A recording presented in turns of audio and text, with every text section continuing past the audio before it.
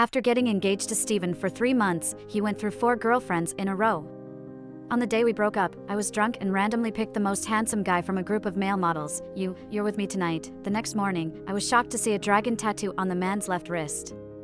Later, I unexpectedly vomited and found out I was pregnant, but my family pressured me to have an abortion that night. The hospital was surrounded by numerous black-clad bodyguards. A stern man barged into the room, picked me up from the operating table, and carried me away. A month after giving birth, as my daughter and I were being taken to the wedding venue, I received a call from Steven. "Shirley, what are you doing? I miss you. Can I come to see you?" His voice was full of melancholy. Glancing at the jealous man nearby, I smiled and replied, "Just had a baby, preparing for the wedding. If you come, remember to bring a red envelope and a gift, thanks." As soon as I entered the banquet hall, I received a screenshot from my best friend on Instagram. It was a post by my fiancé Steven just 10 minutes ago. "This budding flower is going to bloom for me tonight." The photo showed a beautiful girl shyly leaning on him. I put away my phone and immediately saw Steven. He was with the girl, black hair, snow-white skin, a delicate figure and innocent almond-shaped eyes, exactly like the girl in the photo on his phone. Steven was playfully teasing, holding a dazzling diamond ring to put on her finger. "Steven, are you serious this time?" someone joked. Steven lazily smiled, touched the girl's soft face. "Yes, I'm serious. No more games." As he finished speaking, everyone at the table noticed me. Steven just gave me a casual glance and then looked away. His new girlfriend seemed curious. "Steven, who is she?" "She's so pretty." Steven chuckled sarcastically. "She's my future wife." The girl's expression changed immediately, pushing Steven away in anger. Steven then embraced the girl, making her blush and look adorable. Everyone at the table looked at me with pity. This was the 3rd month of my engagement with Steven. This girl was his 4th girlfriend since we broke up. Strangely, this time, I felt no desire to be angry. "I need to leave. You guys have fun," I said, retracting my gaze and preparing to leave. Steven casually looked up and said, "Shirley, if you walk out today, our engagement is over." His words actually made me laugh. I stopped, turned to look at him. "Steven, let's call off the engagement." "Shirley, what are you saying?" Steven's eyes darkened, pushing his girlfriend off his lap. "Steven!" The girl almost stumbled, looking displeased. "Get out!" Steven said coldly without looking back. The girl was scared, tears streaming down her face, covering her face and running out in tears. The room fell silent, and all eyes were on me. I looked at Steven calmly, as if discussing what to eat for the day. "Steven, I've made up my mind. Let's cancel our engagement," I said as I walked away. As I left, I faintly heard the sound of something breaking. But I didn't turn back. Stepping out of the banquet hall, into the intoxicating spring night, I felt an unprecedented sense of freedom and relief. I had applied to a university in New York because of the engagement. For over 3 years here, it seemed like my world revolved around Steven forever. My parents and family thought I was incredibly lucky to marry him, but only I knew the bitterness in it. My best friend called, both angry and worried. "Shirley, what is Steven up to? Does he even remember he has a fiancé? He just announced a cruise party for tomorrow night, with fireworks all night, celebrating his new girlfriend's birthday." Interrupting her, I suggested, "Bella, how about going for a drink?" "Shirley? Your favorite nightclub. Do you want to party all night tonight?" For over 3 years of university, I had always been an obedient girl. My parents constantly reminded me not to tarnish our family's reputation by making any mistakes. Don't mess up, Steven won't like it. Modesty is your best dowry. But Steven would privately tell others, "Shirley is such a prude, kissing her feels like nothing at all." So, you see, those words are quite ridiculous. With a hiccup, Bella pointed to a row of male models in front. "Shirley, take your pick, drinks are on me tonight." I carefully examined the men, and although they were all quite handsome, none were able to capture my interest. Slightly bored, I waved my hand. "None of them, let's switch." Bella complained, "Shirley, what kind of Prince Charming are you looking for? I promise you, the most handsome men in New York are all here. It's him," I suddenly interrupted, pointing to a man who had just come down the stairs. Bella followed my gaze and exclaimed, "Oh my God, Shirley, he's truly a Prince Charming." Sitting up straight, I stared at the man. Broad shoulders, narrow waist, long legs, his body was impeccable, and most importantly, his face was extremely attractive, exuding pride and unruliness in every feature, perfectly aligned with my aesthetics. "I choose you. You're with me tonight." I pointed at him, standing up unsteadily and walking towards him. "What's your name?" The man raised an eyebrow and with interest said, "Richard."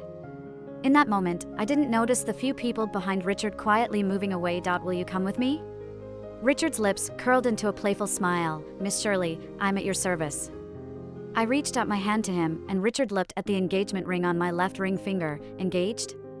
I suddenly remembered the ring and felt nauseous, quickly taking it off and throwing it into the trash. "I'm single now." Richard smiled gently, taking my hand. "Miss Shirley, where shall we go tonight?" As we aimlessly walked outside, my mind filled with the words my parents had sent earlier. "Shirley, who gave you permission to mention breaking off the engagement? How can you be so clueless? Go apologize to Stephen quickly, do you hear me? The housekeeper said you haven't returned to your apartment yet. A young lady staying out at night tarnishes their name. If you dare do something shameful and embarrass us, your father and I won't spare you." I couldn't help but laugh, looking at Richard beside me. "To a hotel, care to join me, Richard?" When Richard emerged from the shower, I quickly saw the messages my best friend had sent. My cheeks burned with embarrassment as I quickly turned off my phone, trying to hide my embarrassment. Leaning against the door, Richard's lips curled into a teasing smile. "Miss Shirley, what do you feel like doing tonight?" I held my phone nervously, trying to appear composed. "It's your job to ask me what I want." Approaching me, Richard leaned down with his hands on the armrest of the single sofa I was sitting on. My nose almost brushed against his chest. I tried to move back, but Richard lifted me up. "Shall we have a good time tonight, Miss Shirley? I promise to do my job well and make you satisfied." But things didn't seem to go smoothly. As the sun was about to rise, I cried and bit Richard's arm. "I'll report you, leave you a bad review, it hurts." Richard, sweating profusely, smiled helplessly and then kissed me. With a hoarse voice, he apologized. "I'm sorry, I didn't do it well." I glared at him, my eyes red and swollen, feeling utterly unjust.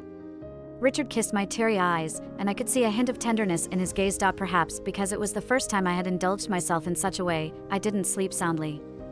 I woke up earlier than Richard even. The curtains were not completely drawn, allowing bright morning light to filter through. Richard's arm was wrapped tightly around me, his breathing steady and deep. I looked at his face for a while, then gently removed his arm. It was then that I saw the dragon tattoo on his left wrist. I could hardly believe it. I was dumbfounded. Due to Stephen, I had heard some stories about the families in New York. Such a dragon tattoo would only appear on the wrist of the heir of the Smiths family. The Smiths had a very frightening underworld background in both places. Not only did I mistake the Smiths heir for a male model, but I also slept with him. Thinking about what I had seen in the media before, how grim and terrible the fate of women targeted by the underworld could be. I couldn't think about anything else, didn't even take a shower, hastily put on some clothes and ran out of the room. I booked a ticket home directly. When Richard woke up, he subconsciously reached out to his side but only felt emptiness. All sleepiness vanished in an instant. Sitting up, he looked at the pearl earring left on the bed and a faint smile played on his lips. Surely, she really surprised him. A timid and shy, conservative and obedient girl. Startled like a little rabbit even with just a tease, but she went to a nightclub to find a male model and even brought him back to the hotel. Yet, despite her bold behavior, she was still a first-timer. Richard remembered last night, how she cried and screamed, pretended to be in pain, and scratched him. Yet he patiently comforted her until late into the night. In the end, she quieted down, red-eyed like a little rabbit in his arms. Seeing her so delicate and pitiful, he wished she could bear him a litter of adorable bunnies right away. Clutching the earring, Richard looked at the conspicuously red stain on the bedsheet. But now, everything was fine. He was back to his old self, slick and adept. The esteemed prince of the Smiths, loved both in the underworld and high society. Being slept with and then dumped, if that got out. Where would he hide his face? Yet thinking of Shirley's fragile and pitiful appearance when she cried, he softened. Richard picked up his phone and made a call. "Find out where Shirley is now. Once you locate her, inform me, I will personally bring her back." With a cold expression, Richard hung up the phone, got out of bed, and ripped off the blood-stained sheet. Approaching graduation, most of my classmates were working off campus. I also took leave from school. Upon returning to Los Angeles, instead of going home, I went to the hotel. However, on the second night of staying at the hotel, when I went downstairs to pick up a takeaway, I noticed two unfamiliar men in black tactical gear in the lobby. It struck me as odd. Sometimes a woman's intuition is incredibly accurate. I thought of the heir of the Smiths. I thought of the night I mistook Richard for a male model and brought him back to the hotel. I thought of the terrifying dragon tattoo on his wrist. A chill ran down my spine. Richard had such formidable means. Even if I returned to Los Angeles, he could easily track me down. I was so anxious and scared that I didn't even bother to eat. I changed hotels in the dead of night. When the taxi arrived downstairs, as I left the hotel lobby, I vaguely felt that the two men seemed to be following me. My heart was filled with fear and panic, but as the car drove off and I saw no one following, my heart slowly calmed down. Maybe I was overthinking it. The heir of the Smiths, a man with power, probably wouldn't bother with insignificant individuals like me. At that time, Richard received a call from Los Angeles. "Young master, we've located Miss Shirley." However, she seems to have noticed us and appeared very frightened and agitated.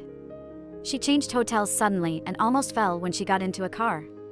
"We are concerned that continued surveillance might increase her distress, so we haven't taken further action." Clutching his phone, Richard stood atop a skyscraper. The entire city lay beneath his feet. Everything was in his grasp. But at that moment, he felt an emptiness in his heart that he couldn't fill. It seemed that Shirley had been like that since they first met. 3 years had passed, with no progress, still as timid and fearful as before. Otherwise, how could Stephen have bullied her to such an extent? But Richard had always believed that Shirley, the obedient girl, loved Stephen. So he rarely visited New York and seldom inquired about her. However, his thoughts changed after that night. If Shirley truly loved Stephen, then she wouldn't have taken such bold actions. She certainly wouldn't have initiated the breakup and called off the engagement. After the subordinate's voice interrupted him, asking, "Young master, what should we do next?" Richard looked out at the dazzling city lights below, lit a cigarette, and said in a deep voice, "Continue to stay in Los Angeles, keep an eye on her situation. Be cautious and don't scare her further. If anything happens, inform me immediately, do not delay." Ending the call, Richard walked back to his desk. Opening the drawer, he saw the pearl earring, and memories of that night flooded back. Thinking about Shirley tearfully accusing him of having poor business skills and threatening to complain about him, Richard couldn't help but chuckle. Yet, remembering Shirley's pitiful and innocent look, his heart softened. After encountering those two men with suspicious behavior, the following days were uneventful. I stayed in the new hotel for a week with no disturbances. Relieved, I suddenly remembered. With all the rushing to escape, I had completely forgotten about contraception. My mind went blank. I lay on the bed for half an hour before finally calling my best friend. "Shirley, are you okay? I heard that Stephen and his girlfriend have broken up. He called me yesterday, asking why you haven't been to school. I think he wants to find you." Before I could even say a word after the call connected, Bella rattled on a bunch of information. After she finished, I sighed softly. "Bella, I don't have the energy to worry about Stephen right now. I just want to know, if no contraception was used, could I be pregnant?" After I parked my car, Stephen couldn't wait to come out to greet me. My mom smiled broadly. "Shirley, look at you, being so unreasonable and throwing a tantrum at Stephen. He's being so tolerant and speaking up for you. Auntie, don't blame Shirley. It was me who caused her to be upset earlier. It's understandable that she's angry." My dad immediately chimed in. "Young people love to have fun. Men often play games in relationships. Shirley, it's because you lack maturity and aren't considerate enough. Ultimately, it's all my fault." Stephen looked at me, his eyes filled with tenderness. "Shirley, I apologize for my mistake. Can you forgive me and not be angry?" Honestly, I was surprised. After all, Stephen had been involved with other women before. But he had never voluntarily admitted his mistakes and apologized like this before. Moreover, I didn't have much affection for him in the first place. Any bit of feelings I had for him had long been exhausted by his heartlessness and unfaithfulness. His current show of deep affection only repulsed me, making me feel indifferent and even disgusted. Shirley. Stephen saw me standing still, expressionless. He furrowed his brows, took a step forward, and reached out his hand towards me. I saw the engagement ring on his left ring finger. Thinking about the ring that should have been on my finger but had long been thrown into the trash can by me. Just like Stephen, he belonged in the trash as well. I didn't reach out my hand. Instead, I took a step back. The smile on Stephen's face couldn't hold up anymore. My parents also changed their expressions. "Shirley, that's enough. If you continue like this, it will show your lack of manners." Yes, it was my fault. I lacked manners. I just didn't want to marry a man who was fickle. Is that wrong? I said it before, it's normal for young people to play around. Moreover, Stephen has already apologized to you now. I felt chills running through me. These were my biological parents. In their eyes, I wasn't a beloved daughter but merely a commodity that could be sold at a satisfactory price after weighing pros and cons. Whether the commodity was happy or sad didn't matter at all to them. I couldn't bear it anymore. I didn't want to become a resentful wife. I took another step back. The engagement is off. Stephen and I had agreed on this in New York last time. I looked at Stephen. Stephen, if I remember correctly, you also said that as long as I walked out, our engagement would be dissolved. Stephen's expression gradually turned cold. Shirley, let's talk things out. There's nothing to talk about.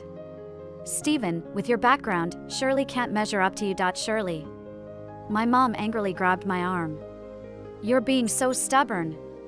What do you mean she can't measure up? You and Stephen are engaged. It's normal to have arguments, but how can you just call off the engagement like this? Stephen, don't be angry. Shirley is being unreasonable now. I'll tell her grandpa later and have him teach her a lesson. Upon hearing this, Stephen sneered. No need, Auntie. Since Shirley has decided, let's call off the wedding. After Stephen left, the atmosphere in the house was heavy. Grandpa sat at the head, not saying a word, just occasionally coughing violently. After about half an hour, Grandpa finally spoke. Since such a good marriage opportunity was neglected by you, don't blame me for being heartless in the future. Shirley, you are our daughter. You've enjoyed the glory and wealth we provided you, so naturally, you should make sacrifices for the family. You know, we're just barely holding on now. We hoped that if you married Stephen, we could gradually reverse our fortunes, but now it seems we were just wishful. Grandpa stood up with his cane. Enough talk. Let's start arranging blind dates for you. Shirley, you've been well taken care of in this family. In these past 20 years. A sum of 20 million wouldn't be excessive. 20 million. Our assets 10 years ago didn't even reach 20 million, you know? If you can't come up with the money, then just obediently marry someone. Someone will be willing to pay 20 or 30 million to marry you. We've raised you for 20 years, not to raise an ungrateful wolf. Shirley, you can't be so heartless. I was locked in the house. It wasn't until half a month later that the family started arranging blind dates for me. But whether it was because of Stephen's influence or our family's overwhelming debts, finding a suitable son-in-law wasn't easy. A son-in-law wasn't easy to find. Luckily, at this time, I needed to return to New York to prepare for my graduation thesis and defense. With this prestigious degree by my side, it could provide me with golden opportunities. My family still attached great importance to this, so my parents accompanied me back to New York. News of Stephen's scandalous affairs was all over the place. I heard he was currently showering a third-tier female celebrity with jewelry, cars, and villas.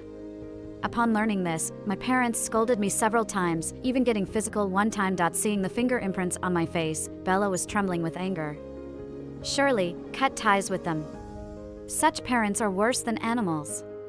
20 million, Bella, even if they killed me inch by inch and sold me, they wouldn't fetch 20 million. I shook my head helplessly, feeling a sense of desolation. Shirley, you are in a really tough and pitiful situation. What are you going to do? I laughed at myself. Deep down, I had a pessimistic premonition that this massive abyss might be something I could never climb out of in this lifetime. Shirley. Suddenly, Bella tugged at my sleeve and looked pale-faced at something behind me. The male model you were with that night is here. I instinctively turned around and locked eyes with Richard. In an instant, I felt a chill run down my spine. And my whole back was drenched in sweat. Without thinking further, my body reacted faster than my mind. I stood up abruptly, grabbed Bella, and started running. But I didn't notice the chair in front of me, and my dress got caught in the armrest, almost causing me to stumble embarrassingly. However, Richard was quicker than me. He reached out, grabbed my arm, and steadied me. Shirley, why are you running? Bella gaped in shock. Shirley, how does he even know your name? Richard raised his gaze, giving Bella a disinterested look, and she immediately fell silent. Fearful that Richard might take his anger out on Bella, I steadied my nerves and spoke. Bella, go back first, and I'll contact you later. Bella wanted to say something, but stared at Richard's demeanor and inexplicably shrank back. Shirley, hurry back to school, don't stay out too late, she said before leaving. Once Bella was gone, I looked at Richard. Richard, let's talk. I'm sorry about that evening. I was drunk, and that's why I mistook you for. I found it hard to say. After all, the esteemed Prince Charming of the Smiths, mistaken by me as a male model. It was a massive humiliation, and the fact that Richard didn't send anyone after me the next day was already considered lucky. But Richard suddenly reached out and held my chin, his eyes showing traces of anger. Shirley, what happened to your face? I was taken aback and remembered the slap mark on my face. The sense of grievance within me overflowed silently that it was all from my family. It had nothing to do with Richard. It's nothing. I wanted to push Richard's hand away, but he wouldn't let go. Who hit you, Shirley? Tell me. My eyes reddened, and I said, it was my family, it's none of your concern. Please, don't worry about it. They forced you to reconcile with Stephen, and now they're forcing you to marry, aren't they? I froze. How did you know? In shock, I suddenly remembered the two suspicious men in Los Angeles. Are you having me followed? I thought that after that day, Richard's people had left Los Angeles. It turned out that everything about me was under Richard's scrutiny. Shirley, I never had anyone follow you. I was just. I cut off his words. A man like Richard was someone I couldn't afford to provoke. So, I didn't want to have any dealings with him anymore. Richard's hand slowly loosened, and the anger in his eyes was replaced by a melancholic mood. So, what do you want to say? I want to say I'm sorry. I really am sorry for that incident, so can we just not mention it anymore? Not mention it? What do you mean by that? Just pretend like nothing ever happened, okay? I looked at Richard with red eyes.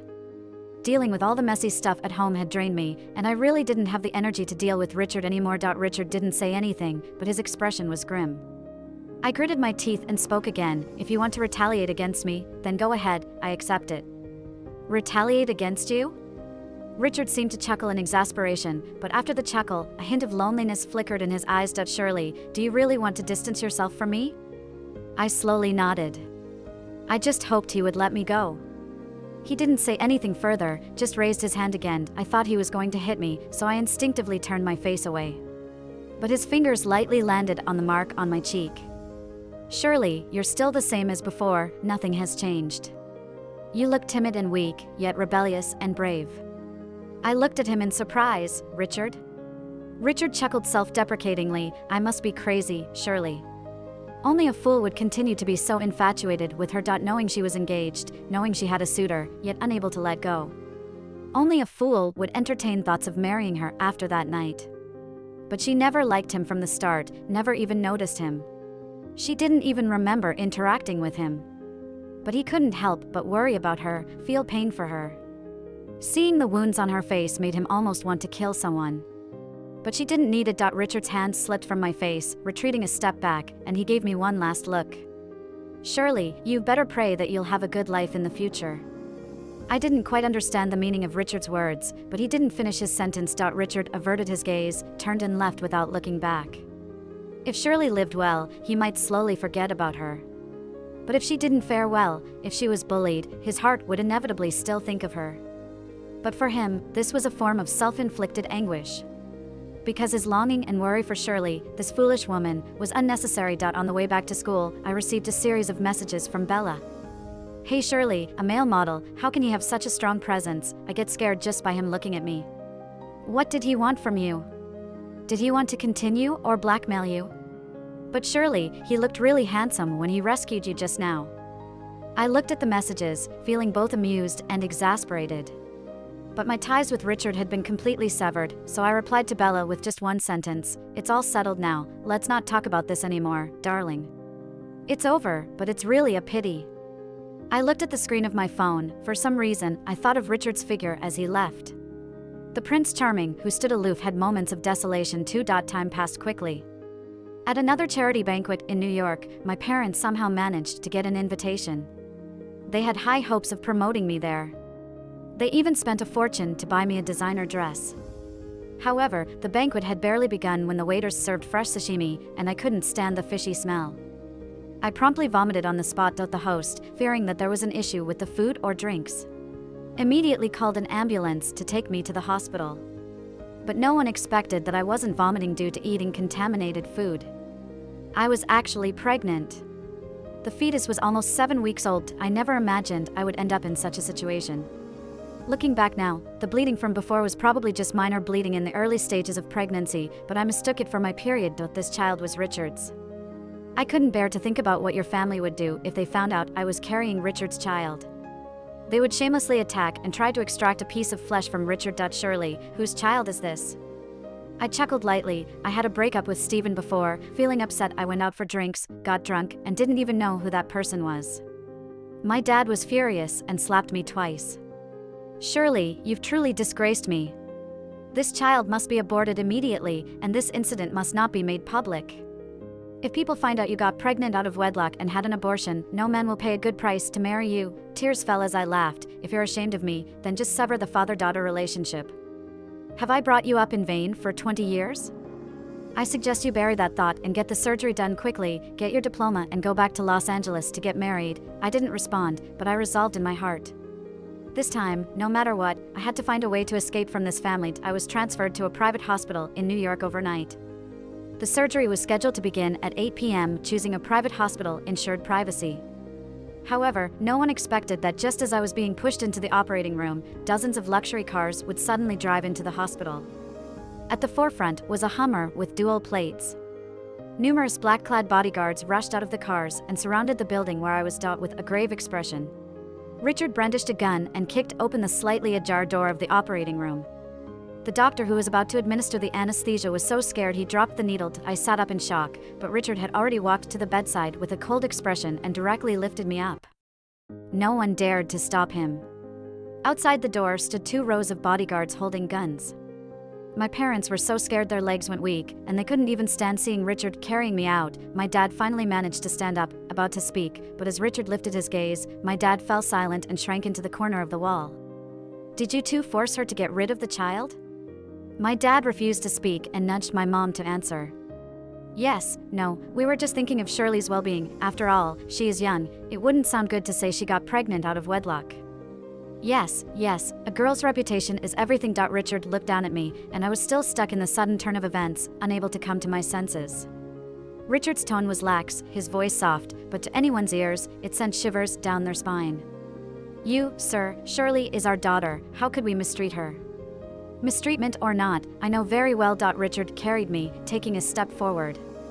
My parents were so scared, they huddled together, backs against the wall, with no room to retreat. They were truly frightened by the situation.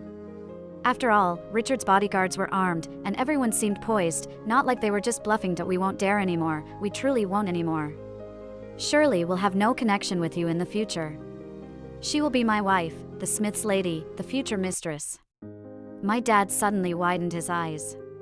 In that moment, I saw in his eyes shock, disbelief, ecstasy, and ultimately, it all turned into despair that they had wanted me to climb the social ladder, sell me for a good sum to save them. But in the end, when their dream came true, they had no connection with it at all.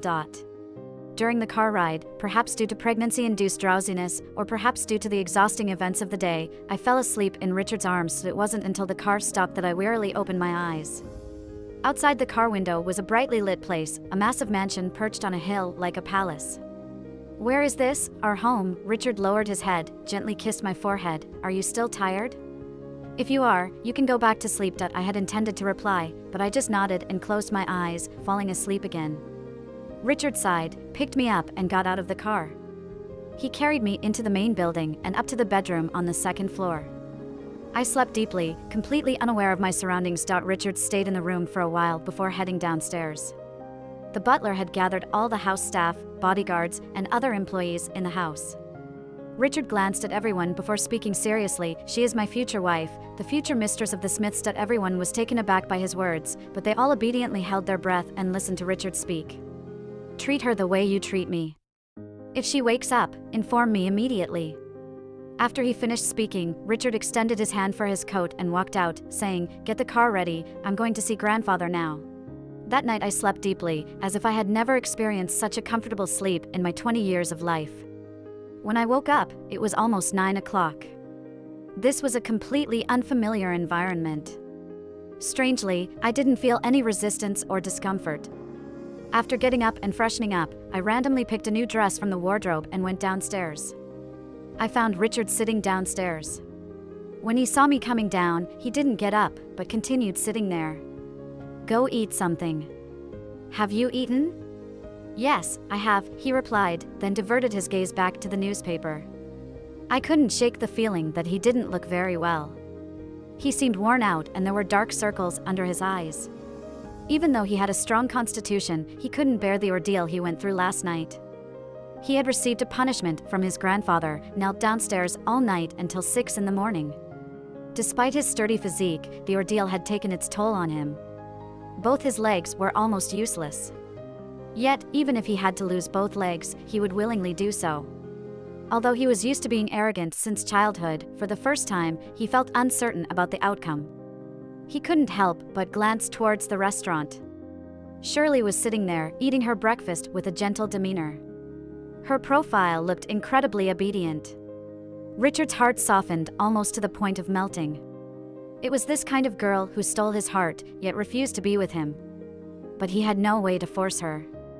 Now that she was carrying his child, his heart was filled with a mix of emotions, bitterness, tenderness, and longing. He wished he could just marry Shirley right away. But he restrained himself. He didn't want to scare her off again, like that night when she disappeared without a trace.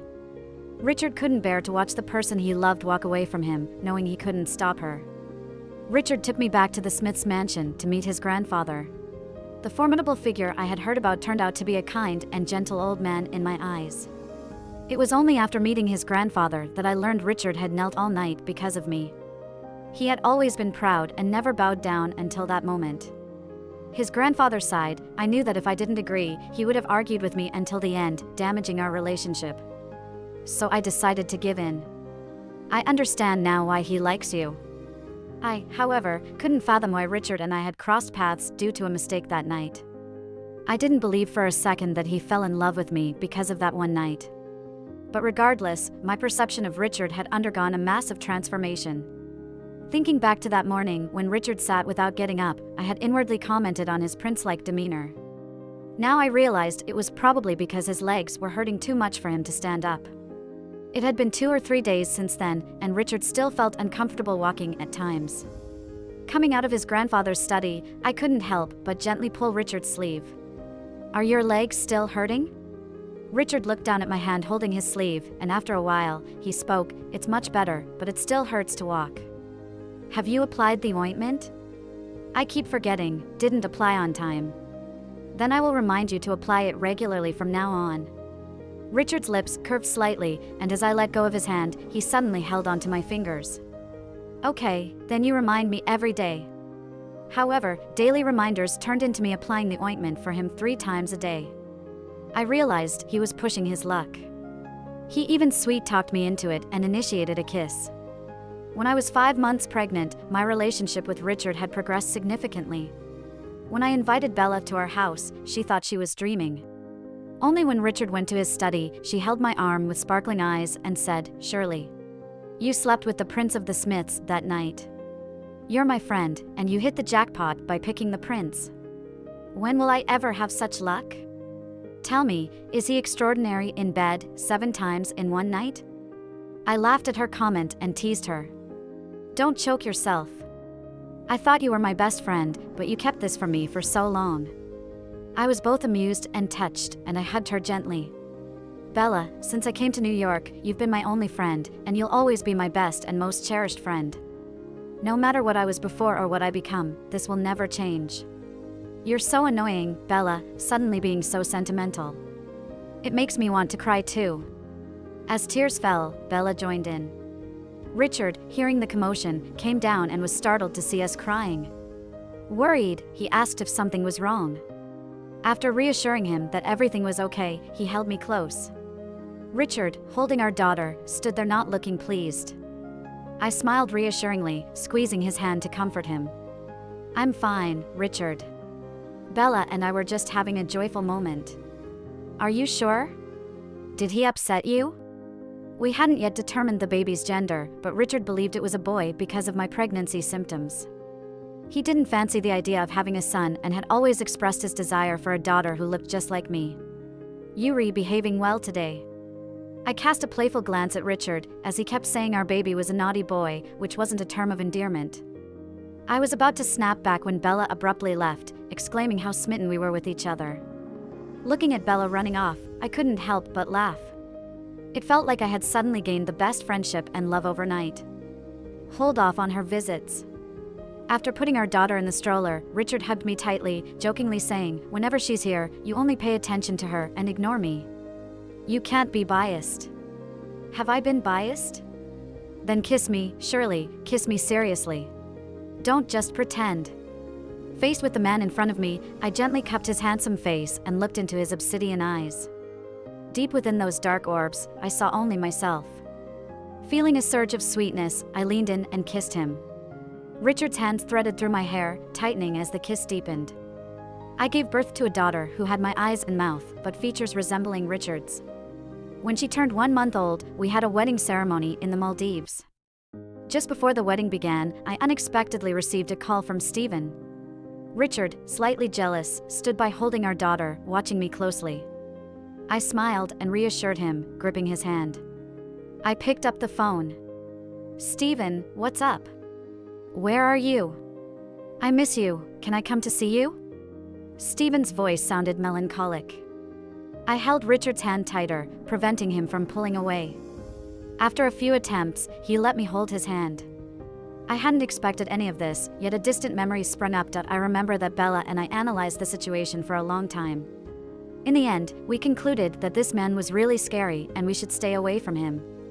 Pursuing a girl like that, one would think he was trying to kidnap her. And, if you fall in love with a man like that, who knows, if you try to break up in the future, you might end up chopped into pieces and thrown into the sea. Bella said he had tattoos on his wrist, he must be involved in the criminal underworld. When I first arrived in New York, still young, I was naturally scared and ran away. When I was younger, I was used to judging people by their appearance, but now I understand. Those who seem genteel and refined are the most detestable, like Stephen. As for Richard, I couldn't help but stand on my tiptoes to kiss him. He is the most precious treasure I have ever found in my life. Shirley, will you marry me? I nodded vigorously. Richard, I am very happy. I will do my best to make you happy for the rest of your life. I won't let anyone bully you again, Shirley. Richard rarely spoke so seriously. I almost cried. Don't tease me, my makeup will be ruined if I cry. Richard gently wiped the tears from my eyelashes. Okay, Shirley, no crying. Today, Shirley, you are going to be the most beautiful bride. But I haven't fully recovered, my waist is still a bit thick. Originally, I didn't want to have a wedding just 1 month after giving birth, but Richard couldn't wait any longer. It doesn't matter, we can have several more weddings after we return home. Have a wedding in each place. You're crazy, Richard. I just want the whole world to know that I've married the girl I like. Richard hugged me again and whispered softly in my ear, Shirley, you have no idea how happy I am at this moment.